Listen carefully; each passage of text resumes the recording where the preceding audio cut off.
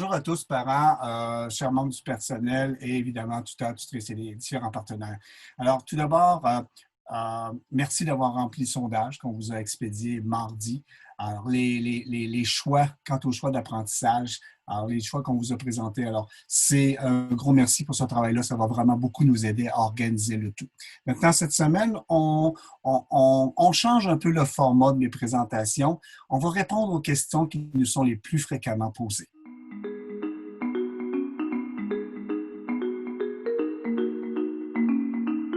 Alors, les jeunes vont commencer dans le mode choisi, soit l'enseignement à distance, soit l'enseignement à domicile, et ce, jusqu'au 18 décembre. Par contre, vous avez 2 semaines au début pour pouvoir modifier votre choix. Et encore une fois, après, ça va rester gelé jusqu'au 18 décembre.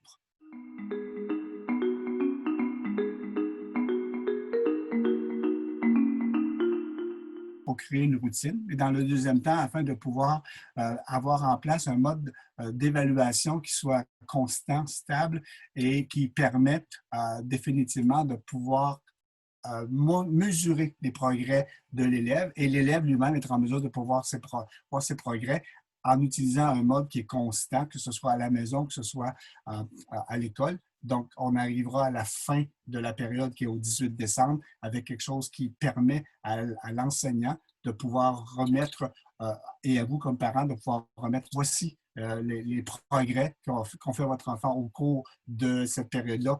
Et il peut à ce moment-ci plus facilement passer à la deuxième section de l'année qui, elle, débutera après les fêtes.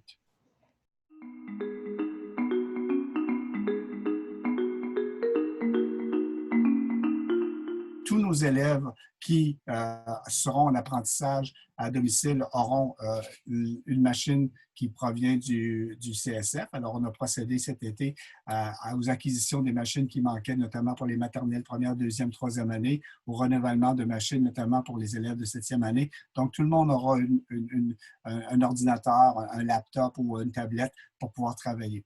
L'autre élément, c'est que les routines créées ainsi et basé sur l'expérience de l'année passée, il sera beaucoup plus facile de devenir, entre guillemets, productif plus rapidement parce qu'on va connaître le système. Et le dernier élément, c'est que l'horaire va être régulier. C'est que là, on n'est plus dans un mode où on fait un petit peu d'école, un petit peu de maison, où on fait juste la maison, où on a un plus grand nombre d'élèves. Alors, en ayant un moins grand nombre d'élèves, beaucoup plus facile d'avoir un horaire qui est régulier et constant.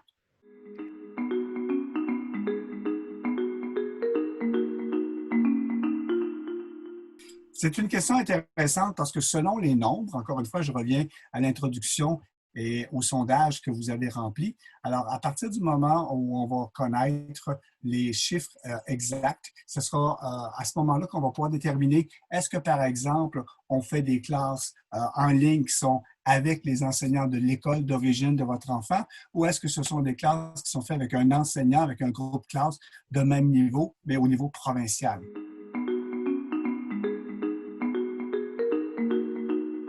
Oh non, ça a été une remarque qu'on a eue l'année passée. Il y a beaucoup d'engouement pour intégrer des activités à l'extérieur, les activités en nature. Le travail en face de l'écran ne sera pas à 100%. Il y a des moments à l'écran pour parler avec son enseignant, pour donner des exemples, pour échanger des moments de travaux par lui-même, tout seul, ou avec un parent, un tuteur ou une personne, évidemment, qui peut aider en langue française, et également des activités qui peuvent être faites à l'extérieur.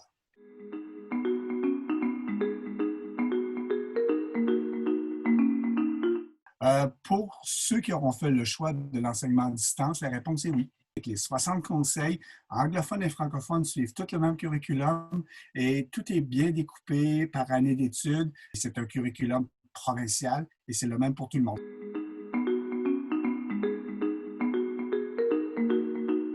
Les détails concernant la formation à distance seront communiqués avec vous au niveau des familles dans la semaine du 14.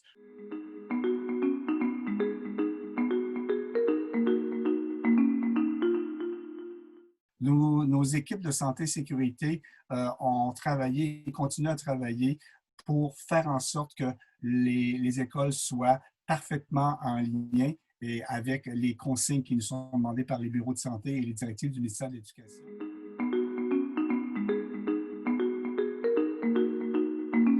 Actuellement, dans les modes d'enseignement, le CSF a choisi deux choix, le face-à-face ou, en formation à distance. Les rationales sont très simples, c'est de créer tout de suite une stabilité dès le départ pour pouvoir entrer tout de suite dans les apprentissages. N'oublions pas que mars, avril, mai, juin, l'année passée, ont été des mois où on a fait ce que l'on a pu et on vous remercie comme parents de toute cette capacité-là d'adaptation et de flexibilité. Maintenant, pour l'instant, avec les informations qu'on connaît, avec les directives qu'on connaît, ce sont les modes qui sont en place. Et qui sait comment le COVID-19 évoluera dans les prochaines semaines, prochains mois. Les choses changent rapidement. On aura probablement à se réajuster et on le fera en conséquence en vous tenant évidemment dans l'information la plus précise possible pour s'ajuster à ce que pourraient devenir les prochaines étapes du COVID-19. Merci de votre flexibilité, de votre confiance et de notre côté à nous, on se garde mutuellement au courant et on peut de cette façon passer au travers de ces défis-là qui nous sont présentés. Merci à tout le monde.